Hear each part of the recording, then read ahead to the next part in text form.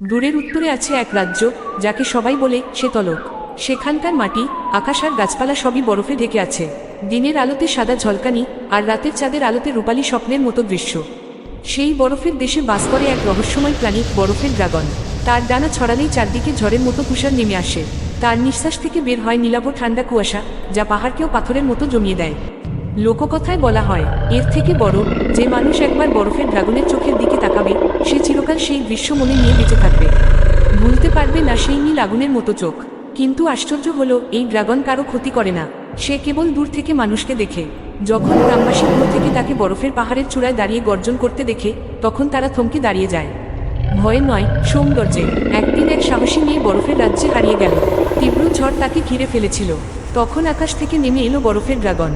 সে তার ডানা দিয়ে ঝড়কে সরিয়ে দিল, আর মেয়েটির চারপাশে এক উজ্জ্বল নীল আভা ছড়িয়ে দিল। মেয়েটি বিস্ময় দেখল, ড্রাগনের চোখে ভয় নয়, বরং একাকিত্ব লুকানো। যেন সে বহু যুগ ধরে শুধু মানুষের দিকে তাকিয়ে থেকেছে, কিন্তু কাছে আসেনি।